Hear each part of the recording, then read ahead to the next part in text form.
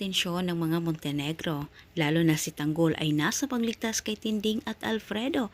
At samantala ang pamilyang Guerrero ay sinamantala nila ang pagkakataong ito para sulutin ang boto ng taga-suporta ni Tanggol. Tilang hindi masusunod ang plano nila Miguelito, bilhin ang boto.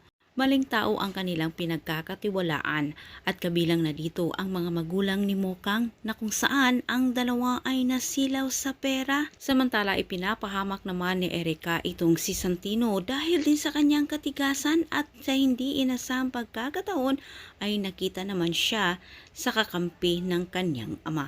Sa kabilang banda, taliwas ang nangyari sa inasahan ni Pilar at Olivia.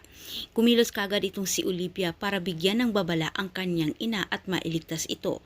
Sa kabutihang palad ay hindi rin ito nakikinig dahil sa kagustuhan niya na tapusin ng sabay ang mag-inang Tinding, Marites at isa na dito si Tanggol. Habang nakipagbakbakan sila Tanggol sa mga tauhan ni Pilar, si Olivia ay hindi mapakali sa sobrang pag-alala nito. Ngunit dahil hindi siya makalabas, kahit siya naman ay nagpatulong sa kanyang amang Julio.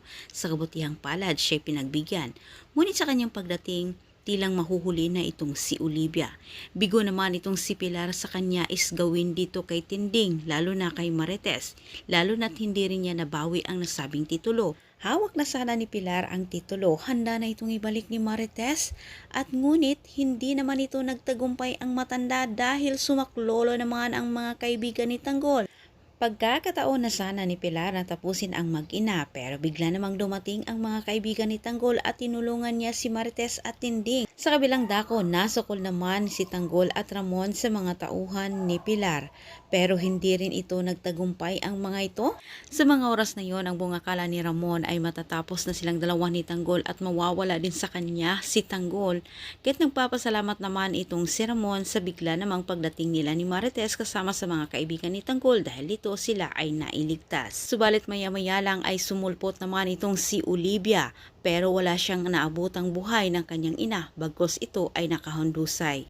Ngayong wala na itong si Pilar, ito kaya ang hudyat para sila ay magkaayos naman ni Roberto at magsanipuwersa laban kay Tanggol, Ramon at Marites. Yan po ay ang tabayan na ninyong susunod kong update. Huwag niyong kalimutang mag-subscribe diri sa akong channel. Maraming salamat ug daghan kaayong salamat. Goodbye.